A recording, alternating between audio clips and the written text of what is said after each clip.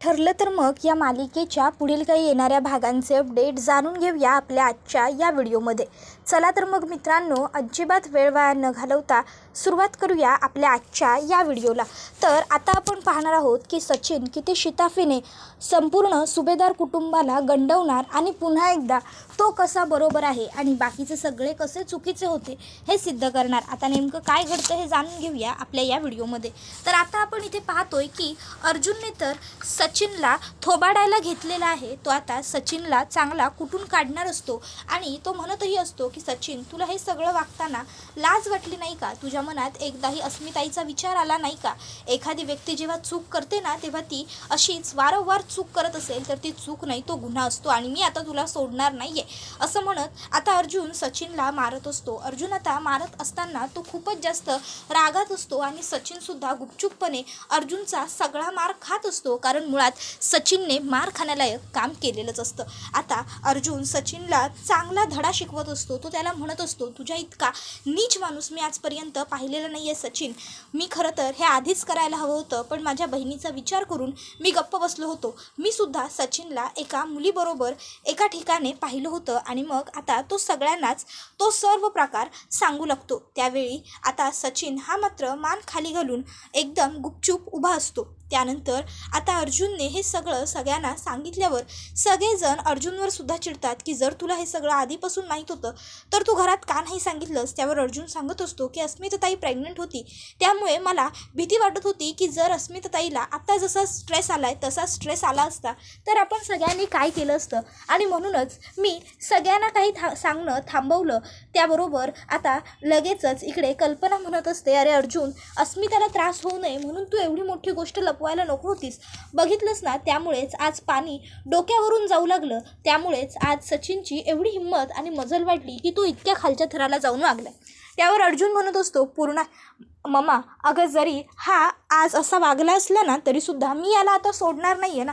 आता बघ ना, याला नाही जर चांगली जन्माची अद्दल घडवली तर मी सुद्धा ॲडव्होकेट अर्जुन सुभेदार नाही. आणि मग अर्जुन पुन्हा सचिनला मारू लागत असतो. इतक्यात त्या ठिकाणी आता पूर्णाजी आलेली असते. पूर्णाजी येते आणि अर्जुनला ताबडतोब थांब असंच मोठ्याने ओरडते. आता थांब असा एवढा मोठ्याने आवाज आल्याबरोबर सगळेच जण मागे वळून बघतात, तर मागे दुसरं तिसरं कोणी नसून स्वतः पूर्णाजी असते. मग पूर्णाजीला बघून सगळ्यांनाच टेन्शन येतं. पूर्णाजी आल्याबरोबर मग लगेचच कल्पना ही पूर्णाजीला घडलेला प्रकार सांगू लागते. ती पूर्णाजीला म्हणत असते, पूर्णाई, नका थांबवू तुम्ही आज अर्जुनला. आज ह्या सचिनला खरोखर अर्जुनने खूप मारण्याची गरज आहे. अहो, खरं तर याची लायकीसुद्धा नाही आहे आपल्या घरात उभं राहण्याची. पूर्णाजी म्हणते, एवढं काय झालं आहे, मला नीट कळेल अशा भाषेत बोलशील का तू कल्पना. त्याबरोबर मग कल्पना पूर्णाजीला सांगू लागते की ह्या सचिनने आपल्याला सगळ्यांना आपल्या अस्मिताला फसवलंय. पूर्णाई हा आपल्या अस्मिताबरोबर लग्न झालेलं असतानाही बाहेर मुलींबरोबर फिरतो आणि आज याला मी माझ्या स्वतःच्या डोळ्यांनी सुद्धा पाहिले. गेल्या वेळी आपल्याला अस्मिता सांगत होती की तिने सचिनला पाहिलंय, पण त्यावेळी आपण तिच्यावरती विश्वास ठेवला नव्हता. पण खरं तर आपली चूक झाली. खरोखरच तिने सचिनला पाहिलं होतं असं मला तरी वाटते. त्याबरोबर आता प्रताप म्हणत असतो, पूर्णाई, या नीच माणसाला आता आपण कुणीही सोडायचं नाही आहे आणि याला मुळात माफच करायचं नाही आहे. याला चांगली जन्माची अद्दल घडवायची आहे. बरं झालं तू सुद्धा इथे आलीस. आता याचं काय करायचं हे आपण सगळे मिळूनच ठरवूया. त्याबरोबर पूर्णाजी म्हणत असते, थांबा, सगळ्यांनी थांबा आणि गप्प बसा. त्याबरोबर पूर्णाई म्हणत असते, मी बोलू. त्याबरोबर मग आता अस्मिता म्हणते, पूर्णाजी, का वागला ग सचिन असा? बघ ना, विचार ना ग पूर्णाजी सचिनला जाब.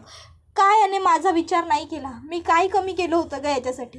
सगळं तर मी करत होते ना, मनापासून प्रेम केलं होतं ना ग मी याच्यावर. पूर्णाजी, मग काय याने माझी फसवणूक केली? का वागला हा माझ्याबरोबर इतकं खोटं? का मला फसवलं? माझ्याबरोबर प्रत्येक वेळी खोटं बोलला. पूर्णाजी, विचार ना ग याला जाब. त्यावर पूर्णाजी लगेचच आता म्हणायला लागते, अस्मिता, शांत हो जरा, शांत. मी सांगते ना शांत हो. हो शांत पहिली. त्याबरोबर मग पूर्णाजी ही अस्मिताला शांत करते. त्यानंतर आता पूर्णाजी पहिले तर सायलीला सांगते, सायली जा अस्मितासाठी पाणी घेऊन ये. सायली जाते, अस्मितासाठी पाणी वगैरे घेऊन येते. मग पूर्णाजी म्हणते, तुम्ही सगळेजण सचिनला बोलताय, पण तुम्ही कुणीही सचिनला स्वतःला बोलण्याची संधी दिलेलीच नाही आहे. काय अर्थ आहे या गोष्टीला? सचिन याला सुद्धा बोलण्याची संधी मिळायला हवी. त्याची चूक आहे का नाही हे सिद्ध करण्याची संधी त्याला मिळायला नको का? त्याबरोबर लगेचच आता पूर्णाजी ही म्हणत असते, सचिनला बोलण्याची पूर्ण बाजू द्यायलाच हवी. नक्की काय खरं काय खोटं काय घडलं होतं हे आपल्याला सचिनच्या तोंडून सुद्धा ऐकायला हवंच की. त्याबरोबर लगेचच आता इकडे कल्पना म्हणत असते, पूर्णाई तुम्हाला काय वाटतं, मी चुकीचं बोलत असेन का? अहो मला काळजी नाही आहे का आपल्या अस्मिताची? त्याबरोबर प्रतापसुद्धा म्हणत असतो, नाही पूर्णाई, एखाद्या वेळी हे मला इतर कोणी येऊन सांगितलं असतं ना तर मी विश्वास ठेवलाही नसता, पण मला पूर्ण खात्री आहे कल्पना कधीच एवढी मोठी चूक करणार नाही. कल्पनाने बघितलंय म्हणजे नक्की हे सगळं खरंच असणार. मला कल्पनावरती पूर्ण विश्वास आहे. कल्पना सांगते म्हणजे त्यामध्ये गैर काहीच नसेल. त्याबरोबर लगेचच आता अस्मितासुद्धा म्हणायला लागते, पूर्णाई अगं मी का खोटं बोलेन गं? मी सगळं बघितलं आहे माझ्या डोळ्यांनी आणि जे मी बघितलं आहे ना तेच सत्य आहे आणि तेच खरं आहे. त्यामुळे तू आता या सचिनला काहीही संधी वगैरे देऊ नकोस. ह्या नीच माणसाची लायकीच नाही आहे तेवढी. त्यावर सगळेजण लगेचच सचिनला दोष देत असतात. सचिन म्हणतो, बघितलं पूर्णाई, बघितलं, अहो हे सगळं बोलतायत असे माझं काहीही न ऐकून घेता मला बोलण्याची जर संधी दिली असती तर मी स्वतःला सिद्ध केलं असतं ना, तर मी खरं बोलतोय खोटं बोलतोय हे यांना पडताळता आलं असतं ना, पण मला कोणी बोलूच देत नाही आहे. हेच सगळे आपले बोलतायत, मग मी आपला बिचारा कधीपासून इथं गप्प उभा राहिलो, स्वतःला सिद्ध करायला संधी मिळवण्याची वाट बघतोय. त्यावर पूर्णाई म्हणतात, ठीक आहे आता वाट बघायची गरज नाही, मी आली आहे ना, मी दिली तुला संधी. सांग काय घडलं होतं नेमकं तिकडे आणि कोण होती तुझ्याबरोबर असलेली मुलगी? काय करत होतास तू त्या मुलीबरोबर तिथे? सचिन मला तुझ्याकडनं उत्तरांची अपेक्षा आहे आणि ते सुद्धा पटापट. मला अजिबात वेळ वाया घालवलेला नको आहे, कळलं ना? त्यामुळे जे काही असेल ते अगदी पटापट आणि स्पष्ट बोल. कोण होती ती मुलगी तुझ्याबरोबर? ती तिथे काय करत होती? आणि तू अस्मिताशी खोटं बोलून का गेलास? तू अस्मिताला सांगितलं असशील की तुझं काम आहे कुठेतरी बाहेर. अस्मिताने तुला जाण्याची परवानगी दिली आणि तू खोटं बोललास का? जर तुला कोणाला भेटायला जायचं होतं तर तू ते अस्मिताला खरं का नाही सांगितलंस? तू कोणाला भेटायला तिकडे गेला होतास आणि कशासाठी? सांग पटापट चल. त्याबरोबर सचिन म्हणतो, सांगतो, सगळं सांगतो पूर्णाई. आणि मग सचिन पुन्हा एकदा एक रचून कथा सांगायला सुरुवात करतो की ती माझी जुनी मैत्रीण होती आणि आम्ही दोघंजणं फ्लोरिडामध्ये एकत्र काम करतो. ती सध्या इथे तिच्या फॅमिलीकडेच आली होती, तर तिने मला विचारलं की सचिन जर तुला वेळ असेल तर तू येशील का मला भेटायला? मी म्हटलं हो चालेल, येईन तुला भेटायला. आणि म्हणून मी तिला भेटायला गेलो. हे किस करणं हक करणं हे त्यांचं कल्चर आहे पूर्णाई, पण हे कोणी मला संधीच देत नव्हते हे सगळं सांगायची. त्यावर मग पूर्णाई म्हणतात, बरं ठीक आहे, आता मी दिली ना तुला संधी बोलण्याची, स्वतःला सिद्ध करण्याची, सांगण्याची, मग आता तू जे सांगितलंस ना की ती तुझी मैत्रीण आहे, ती फ्लोरिडामध्ये तुझ्याबरोबर काम करते, असं समज मी तुझ्या सगळ्या बोलण्यावर विश्वास ठेवला. लक्षात घे मी काय शब्द वापरलाय, असं समज मी तुझ्या सगळ्या बोलण्यावर विश्वास ठेवला. त्यावर सचिन म्हणतो, म्हणजे तुमचाही विश्वास नाहीच आहे माझ्यावर पूर्णाई? त्यावर पूर्णाजी म्हणते, तो स्वतःला तुला सिद्ध करावा लागेल, जा आणि आता सिद्ध करून घेऊन ये की ती तुझी मैत्रीण होती. त्याबरोबर सचिन म्हणतो, ठीक आहे, मी एक काम करतो, मी माझ्या मैत्रिणीलाच इथे घेऊन येतो, मग तीच तुम्हा सगळ्यांना सांगेल की ती माझी मैत्रीण होती आणि मग त्यानंतर तरी तुम्हा सगळ्यांचा माझ्यावर विश्वास बसेल ना मग तरी विश्वास. सगळे सुभेदार गप्प उभे असतात. मग सचिन तिकडनं बाहेर पडतो. आता तो विचार करतो, काय करू, कुठनं उभी करू खोटी मैत्रीण? नाही, काहीतरी करावं तर लागेलच, कारण काहीही करून मला अस्मिताचा विश्वास हारून नाही चालणार. अस्मिताचा माझ्यावरती जो विश्वास आहे तो कायम तसाच राहायला हवा, कारण जर अस्मिताचा माझ्यावरचा विश्वास उडाला तर ते माझ्यासाठी खूप रिस्की असेल. नाही, कुठल्याही परिस्थितीत मला काहीही करून एखादी खोटीनाटी मैत्रीण तयार करावीच लागेल. मग आता सचिनला एक उत्तम पर्याय सुचतो आणि तो म्हणजे कोठ्यावर राहणाऱ्या मुली. कारण तिथे ना कोठ्यातल्या मुली बाहेर पडतात, त्यामुळे त्या कोणाला भेटण्याचा, कोणाला दिसण्याचा कधी संबंध येतच नाही. आणि राहिला प्रश्न सुभेदारांच्या घरातल्यांपैकी कोणीतरी त्या कोठ्यातल्या एखाद्या मुलीला बघण्याचा, तर सुभेदारांचे सगळे पुरुष सुशिक्षित आहेत, शिकलेले आहेत आणि चांगल्या बुद्धीचे आहेत, त्यामुळे कोठ्यापर्यंत ते कधी जाणार नाही. मग आता सचिन कोठ्यात जायला निघतो. त्याबरोबर आता इकडे सुमन काकूचं मंगळसूत्र चोरी झालेलं असतं ही गोष्ट मुद्दाम रविराज काका नागराजला सांगतात आणि म्हणत असतात, नागराज तुझं बायकोवरती काही लक्ष आहे का नाही? अरे तिच्या गळ्यातलं मंगळसूत्र गायब झालंय, विचारलंस का तू तिला? त्यावर लगेचच नागराज काका म्हणतो, काय सुमन तुझं मंगळसूत्र चोरीला गेलं आणि तू मला सांगितलंही नाहीस? काय ग तू अशी सुमन, का वागतेस अशी? तुला कितींदा सांगितलंय काही अडचण असेल तर माझ्याजवळ बोलत जा येऊन म्हणून, पण तू आहेस की माझ्याजवळ काही शेअरच करत नाहीस. दादा अरे खरंच सुमनचं मंगळसूत्र चोरी झालंय हे मला माहीतच नव्हतं. बरं ठीक आहे, काही हरकत नाही सुमन, आपण नवीन मंगळसूत्र घेऊन येऊ तुझ्यासाठी. त्यावर लगेचच रविराज काका म्हणतात, मी नवीन मंगळसूत्र आणण्याबद्दल बोलत नाहीये नागराज, हरवलेल्या मंगळसूत्राचं काय करायचं त्याबद्दल बोलतोय. आपल्याला पोलीस स्टेशनला जायचंय, सुमनचं हरवलेलं मंगळसूत्र आपल्याला पोलीस कंप्लेंट करायची. नागराज घाबरतो. नागराज म्हणतो, दादा नको, काय गरज आहे पोलीस कंप्लेंट वगैरे करण्याची? अरे सुमन एकटी मार्केटमध्ये जाते, जर त्या गुंडांनी पुन्हा सुमनला काही त्रास दिला तर त्यापेक्षा आपण एक काम करू, आपण सुमनसाठी नवीन मंगळसूत्राची खरेदी करू आणि मग मी सुमनची काळजी घेईन ना. पुन्हा असं काही झालं तर मी व्यवस्थित लक्ष देईन, पण दादा आत्ता पोलीस कंप्लेंट नको. आता जेव्हा नागोबा हे सगळं काही बोलत असतो तेव्हा सुमन काकू नागोबाला ऑब्झर्व करत असते आणि मग सुमन काकूला नागोबावरती संशय येतो. ती मनामध्ये विचार करू लागते की हे एवढं पोटतिडकीने भाऊजींना सांगतायत पोलीस कंप्लेंट नको, पोलिसात जायला नको आणि एवढी माझी काळजी दाखवतायत, म्हणजे नक्कीच यामध्ये यांचाच हात आहे असं मला तरी वाटतंय. त्याबरोबर आता इकडे सचिन कोठ्यावर पोहोचलेला असतो आणि सचिन आता तिथे कोठ्यावर गेल्यानंतर त्यांची जी मालकीण असते तिला सांगतो की मला तुमच्याकडची एक मुलगी हवी. त्यावर ती सांगते की सगळ्या मुली आहेतच तयार, जी हवी ती निवडा आणि घ्या. त्यावर सचिन म्हणतो, नाही मला रात्र घालवायला नको आहे.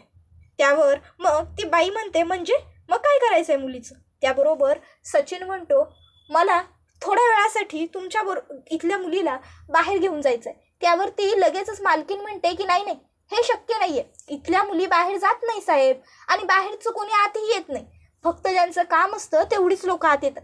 त्यावर सचिन म्हणतो की हे बघ, माझं काम महत्त्वाचं आहे आणि तिच्याबरोबर वेळ घालवल्यानंतर जेवढं तुला पैसे मिळत नसतील ना त्याहून अधिक पैसे मी तिला इथून बाहेर घेऊन जाण्याचे देतो. मग तर झालं. त्यावर ती बाई म्हणते, तरी नाही चालणार साहेब. सचिन कसा बसा तिला तयार करतो, मनवतो आणि तिला 3 पट जास्त पैसे देतो आणि आता तो त्या कोठ्यातनं एका मुलीला घेऊन येतो आणि तिला प्लॅन समजून सांगतो आणि म्हणतो की तू माझी लहानपणापासूनची मैत्रीण आहेस आणि तू US मध्ये वाढली आहेस, तुझं कल्चर आहे हक करणं, किस करणं, हे सगळं तू खोटं बोलायचं. त्यावर ती पोरगी बोलते की अहो साहेब मला नाही जमणार हे सगळं. त्यावर सचिन तिला सांगतो की तुला जमवावं लागेल, कारण तुझ्या मालकिनीला मी तेवढे पैसे दिलेत. जर हे सगळं तुला जमलं नाही तर मी तुला तिकडे पुन्हा नेऊन सोडेन आणि तिला सांगेन की तुला जमलं नाही आणि मी तिच्याकडनं पैसे माझे परत मागेन आणि पैसे परत करावे जर तिला लागले तर ती तुझं काय करेल ते तू लक्षात घे. आता ती बिचारी मुलगी घाबरते आणि म्हणते, ठीक आहे साहेब, तुम्ही म्हणाल ते करायला मी तयार आहे, निघूया आपण. त्यानंतर मग आता सचिन त्या मुलीला घेऊन तिकडनं निघतो आणि मग आता तो तिला घेऊन घरी येतो आणि घरी आल्यावर आता सचिन पूर्णा आजीसमोर आता तू बोल असं म्हणतो. त्यावर ती म्हणते, नमस्कार, माझं नाव प्रियंका. त्याबरोबर मग लगेचच पूर्णा आजी ही म्हणत असते, अच्छा तू होतीस का त्या दिवशी सचिन बरोबर? त्याबरोबर लगेचच ती म्हणायला लागते की हो मीच होते. त्याबरोबर वेळी पूर्णा आजी म्हणते, तू? त्यावर ती म्हणते, हो, खरं तर सचिन आणि मी आम्ही दोघंजण कलिग आहोत. कलिग म्हणण्यापेक्षा आम्ही दोघं खूप चांगले मित्र आहोत. म्हणजे मी आणि सचिन एकमेकांना खूप चांगलं ओळखतो, खूप आधीपासून. त्यावर पूर्णाजी म्हणते, नाही ते सगळं ठीक आहे, पण म्हणून एखाद्या परपुरुषाला असं मिठ्या मारणं किंवा असं त्यांच्याजवळ जाणं हे तुला पटतं? त्यावर ती म्हणत असते, I am really very sorry, पण आजी मी तुम्हाला सांगते की मी लहानाची मोठी US मध्ये झाली आणि माझं लग्न झालं ते फ्लोरिडामध्ये. म्हणजे माझा नवरा फ्लोरिडाचा आहे, लव्ह मॅरेज होतं आमचं. लग्नानंतर मी फ्लोरिडाला शिफ्ट झाले, पण माझं कल्चर हे कायम तसंच राहिलं ना US चं. म्हणजे मला या सर्व गोष्टी किस करणं, हक करणं हे फार काही मोठी गोष्ट आहे असं वाटत नाही आणि मुळात माझ्या नवऱ्याला सुद्धा या गोष्टींमुळे काही प्रॉब्लेम होत नाही. सचिन माझा खूप चांगला आणि जुना मित्र असल्यामुळे आम्ही 2-3 वेळा इथे आल्यापासून भेटलो, पूर्वी आम्ही नेहमीच भेटायचो वरचेवर आणि हे सगळं माझ्या नवऱ्याला सुद्धा माहिती आहे. आणि राहिला प्रश्न अस्मिताचा, तर सचिन मला जेव्हा जेव्हा भेटतो तेव्हा तो माझ्याबरोबर अस्मिताबद्दल बोलतो, मला अस्मिताबद्दल तो सगळं सांगतो. सचिन मॅरिड आहे हे मला पूर्वीपासून माहीत होतं, पण सचिन अस्मिताबद्दल बोलताना नेहमीच चांगलं बोलायचं. अस्मिता किती ओपन माइंडेड आहे, ती किती चांगली आहे स्वभावाने, हे सगळं सांगायचा. त्यामुळे मला कधी असं वाटलं नव्हतंच की मी सचिनला हक करण्याने एवढा मोठा प्रॉब्लेम होईल. त्याबरोबर अस्मिता लगेच म्हणते, किस केलेलं सुद्धा चालतं का परपुरुषांना? त्यावर ती म्हणते की अगं हे सगळं नॉर्मल आहे माझ्यासाठी, हे सगळं तुला खूप काहीतरी वाटतंय पण हे सगळं माझ्यासाठी अगदीच नॉर्मल आहे, हे सगळं चालतं गं फॉरेन कल्चरमध्ये. अस्मिता खरंच तुला वाईट वाटलं असेल तर सॉरी, पण हे सगळं नथिंग आहे गं माझ्यासाठी. त्यावर मग मात्र आता अस्मिता ही गप्प बसलेली असते, तर ती मुलगी सांगत असते की सचिनला माझा नवरासुद्धा ओळखतो. कुठली मुलगी अशी परपुरुषाबरोबर खरोखर असं वागेल? पण मी खरंच सांगते, सचिन खूप चांगला मुलगा आहे. सचिन बरोबर असेल तर प्रत्येक मुलीला सेफ वाटेल. आणि अस्मिता, अगं सचिन कुठल्या मुलीकडे नजर वर करून सुद्धा पाहत नाही. तुला माहिती आहे ना, US फ्लोरिडासारख्या ठिकाणी किती सुंदर सुंदर मुली असतात ते. पण सचिन काय म्हणतो माहिती आहे, माझ्या अस्मीवर खूप प्रेम आहे, मी माझ्या अस्मिताशिवाय नाही राहू शकत. अस्मिता हिच्याशिवाय मी इतर कुठल्याही मुलीचा विचार करणं शक्य नाही. मुळात मला दुसऱ्या कुठल्याही मुलीचा विचार करायला जमणारच नाही. आणि त्यामुळे म्हणूनच माझ्या नवऱ्याला सुद्धा सचिनवरती पूर्ण विश्वास आहे आणि म्हणून मी पटकन सचिनला हक केलं. मला वाटलं नव्हतं की मी सचिनला हक केल्याने एवढं कॉम्प्लिकेशन वाढेल. जर मला माहीत असतं की तुला हे सगळं पटणार नाही किंवा आवडणार नाही तर कदाचित मी असं वागले नसते. पण खरंच सॉरी मग अस्मिता, जे झालं त्यासाठी. मला वाटलं नव्हतं तू इतक्या टिपिकल विचारांची असशील, इतके टिपिकल असशील. तसा सचिन म्हणतो, प्रियांका प्लीज माझ्या बायकोला माझ्यासमोर असं टिपिकल विचारांची वगैरे नको म्हणूस, मला नाही चालणार. आणि राहिला प्रश्न अस्मिताने टिपिकल विचारांचा असण्याचं, तर इट्स ओके, काय फरक पडतो? ती आहे थोडी टिपिकल विचारांची तर आहे, पण ती माझी बायको आहे आणि माझ्या बाबतीत ती पॉझिटिव्ह आहे. या गोष्टीमुळे मला काहीही फरक पडत नाही. फक्त अस्मी, आज तू जे काही बोललीस त्या गोष्टीमुळे मला खूप हर्ट झालं आहे. तू आज असं नको बोलायला हवं होतंस. खरंच असं आता सचिन मुद्दामून ढोंग करायला लागतो, जेणेकरून संपूर्ण सुभेदारांचा विश्वास त्याला मिळवता यावा. आणि सचिनला यामध्ये यश येतं सुद्धा. सगळ्या सुभेदारांना आता त्याने ज्या मुलीला आणलेलं असतं ती खरोखर त्याची मैत्रीण आहे आणि ती खरोखर खरं बोलतीये असं वाटतं. आणि मग सगळ्यांनाच वाटतं की उगाचच आपण सचिनवरती एवढा संशय घेतला, सचिनवर संशय आपण नको घ्यायला हवा होता.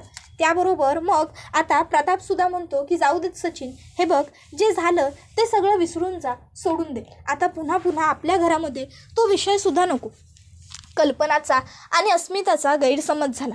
अरे जर तू तिच्या जागी असतास आणि तू जरी असं काहीतरी पाहिलं असतंस तरी तूही असाच वागला असतास.